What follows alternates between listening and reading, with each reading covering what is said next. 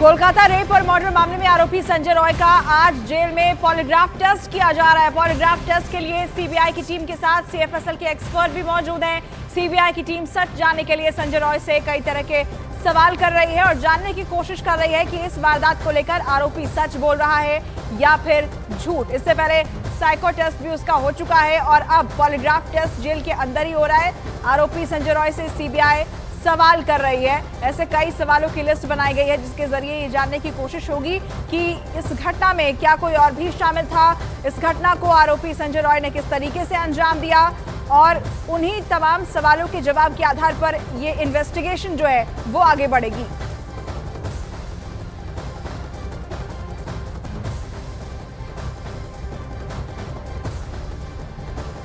तो आपको बताएं कि कल पूर्व प्रिंसिपल संदीप घोष समेत 6 लोगों का सीबीआई दफ्तर में पॉलीग्राफ टेस्ट हुआ था और अब सीबीआई संजय रॉय का पॉलीग्राफ टेस्ट कर रही है। सीबीआई की टीम ये सच जानने के लिए आरोपी संजय रॉय से कई तरह के सवाल पूछ रही है। बताया गया कि उससे 20 तरह के सवाल किए जा रहे हैं। 2 तस्वीरें आपको दिखा रहे हैं। संदीप घोष का कल पॉलीग्राफ टेस्ट हुआ था, 20 सवाल पूछे गए थे। इसके अलावा सीबीआई का शिकंजा संदीप घोष पर भ्रष्टाचार के मामले को लेकर भी कसा है। इधर आरोपी संजय रॉय जिसका साइको टेस्ट हो चुका है, कल तकनीकी खामियों की वजह से उसका पॉलीग्राफ टेस्ट नहीं हो पाया था, लेकिन आज 25 सवालों की लिस्ट तैयार की गई है जो उससे पूछे जा रहे हैं। इस वक्त जेल के अंदर ही संजय रॉय का पॉलीग्राफ टेस्ट जारी है।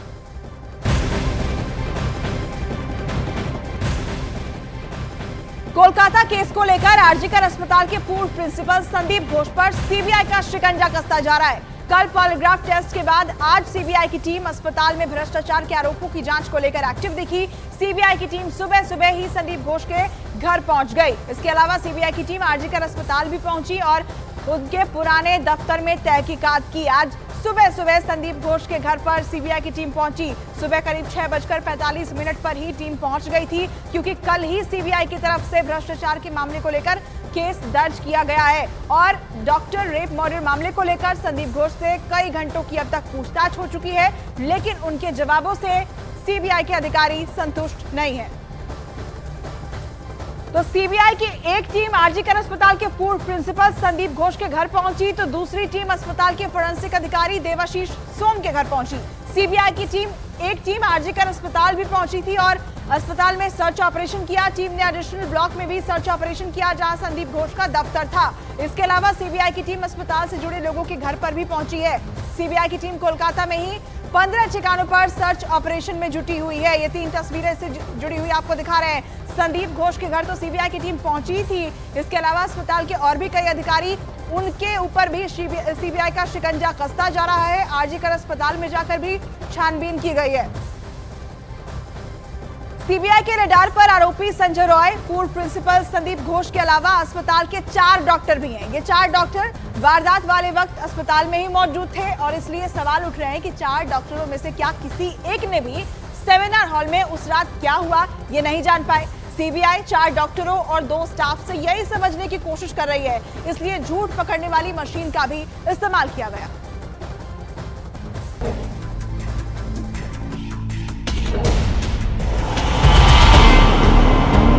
खाना खाने के बाद आप कहां गए? क्या आपने पीड़िता की चीख सुनी? वारदात का पता चलने पर आपने क्या किया?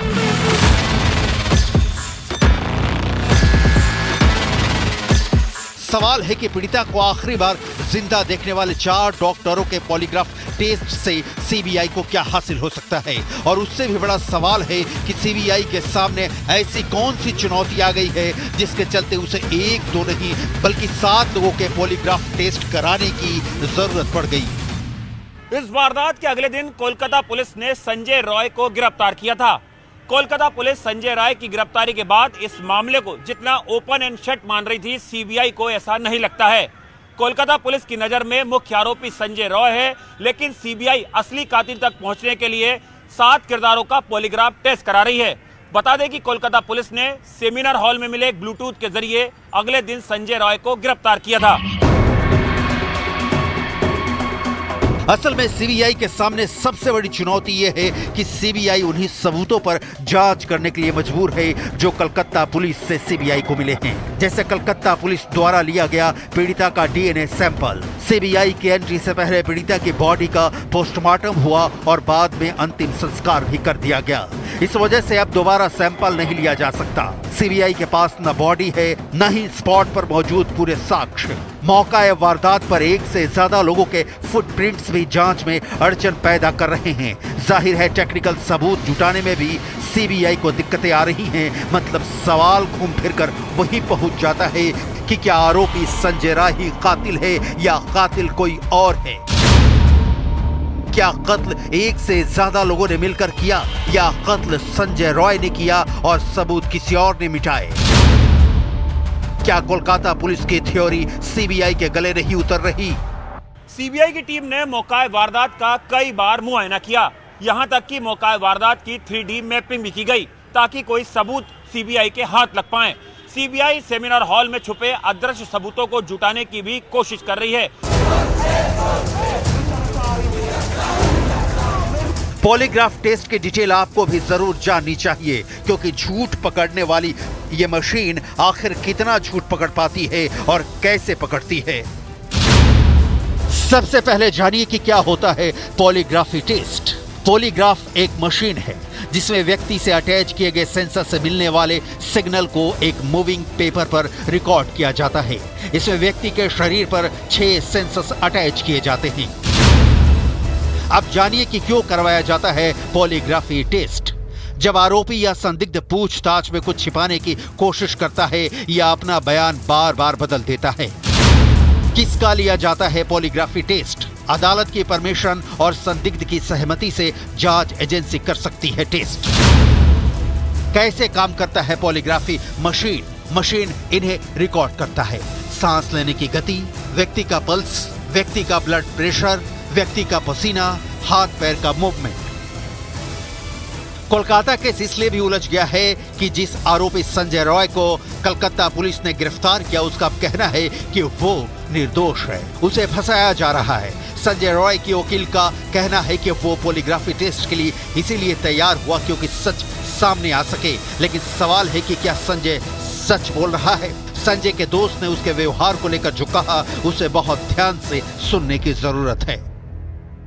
करता था उससे हम लोग बातचीत ही बोलना बंद कर दिया भैया। किस तरह का कचरा, मतलब क्या क्या करता था? वही पीने का बाद माँ कौन बहन कौन कहा है, मैंने बोले ना टोन टिटकारी काटे ना, वैसे ही करता था। मतलब क्या छेड़खानी करता था लड़की? हाँ वैसी छिड़कानी फिरकानी करता। उसके साथ हम लोग बाती नहीं करते थे। आता तो भगा देते थे हम लोग का पास। मत दारू पीता था रात को, कितना 2:30 बजे दारू पीते पीते बियर लेके आया था तो हम भी 2 घोट पी लिया था।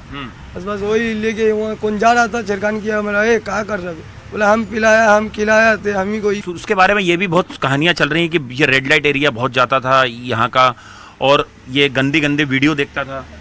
हाँ ये हो सकता है। पत्नी जो थी, एक से ज्यादा पत्नी थी उसकी, बताते हैं यहाँ पे। हाँ यहाँ पे तो सभी जानता है, उसका 4 तो शादी है 4।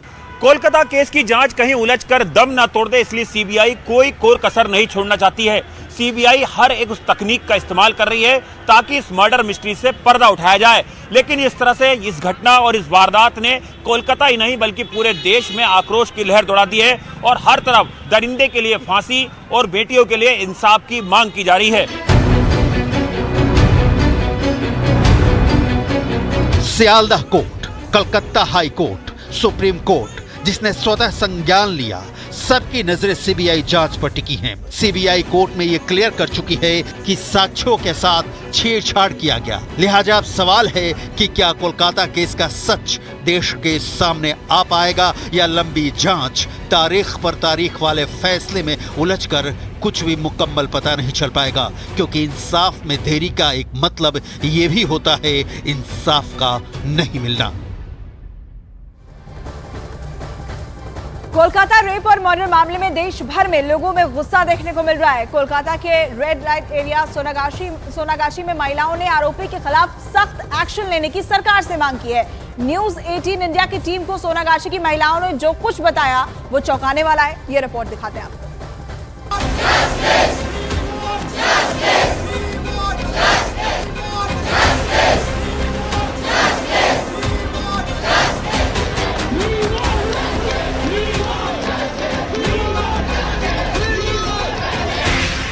कोलकाता कांड के बाद पूरे देश में आक्रोश देखने को मिला। सड़क पर संग्राम है और सियासत में उफान आया हुआ है।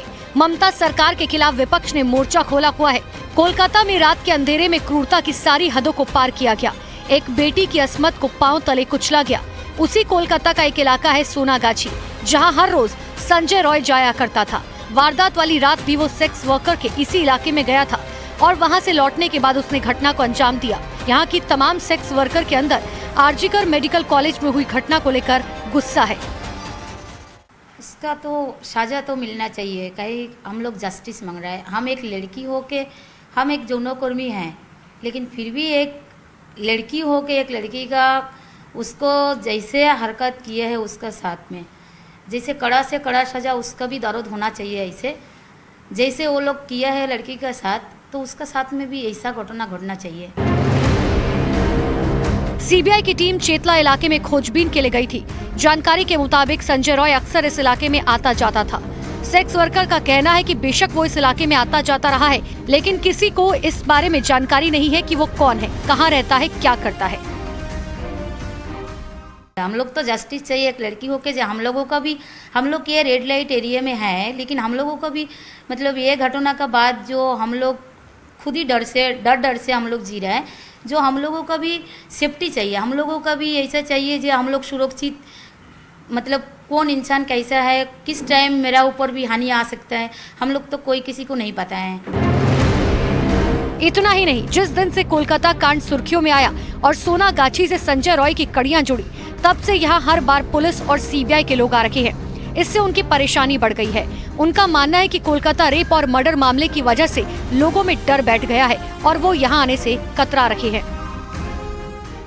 उसको जो मारा है जिस तरीका से, उस तरीके से उसको अच्छा से समाज देख सके जी ऐसा लड़की को ऐसा व्यवहार किया है, और ऐसा आदमी को देखे, दर्शक देखे जी ये लड़की को छिरा था, डॉक्टर को साथ यही सब किया है, इसीलिए ये सजा इसको यही से देना होगा। दर्शक देखेगा इसको।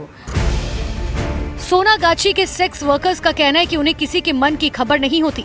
संजय रॉय जैसे तमाम लोग हर रोज सोनागाछी की इस गली में आते हैं। किसके मन में क्या है वो नहीं जानती। जब आप किसी के साथ ज्यादा वक्त बिताते हैं तब आपको पता चलता है कि उसका बर्ताव आम लोगों के साथ क्या है। लेकिन अगर उन्हें किसी पर कोई शक होता है तो वो उसे अंदर जाने से पहले ही मना कर देती हैं। जो मौमिता देवनाथ जो डॉक्टर को रेप करके मार दिया, इसलिए हम लोग चाहते हैं जो वो भी एक लड़की है, हम लोग भी एक लड़की है। सिर्फ कलकत्ता नहीं, बहुत जगह में ऐसे लड़की लोग के ऊपर अत्याचार होता है। हम लोग चाहते हैं अत्याचार जैसे ना हो, जो किया उसका शास्ति हो, हम लोग यही मांगता है। सेक्स वर्कर्स का कहना है कि संजय रॉय ने जो कुछ भी किया उसके लिए फांसी कम है। फांसी से भी ज्यादा अगर कुछ है तो संजय रॉय को वो सजा मिलनी चाहिए। ये बहुत गलत हुआ, इसके लिए हम लोग बोलते हैं हम लोग को जस्टिस चाहिए, हम लोग को विचार चाहिए। फांसी से भी बड़ा कुछ होता वो चाहिए, मतलब उसको देखना चाहिए, पूरा दुनिया देखे उसको सजा मिला। सोनागाछी में रहने वाली तमाम महिलाओं ने सरकार से अपील की है कि संजय रॉय को सख्त से सख्त सजा मिले ताकि फिर से कोई निर्भया कांड न हो सके और पीड़ित परिवार को इंसाफ मिले।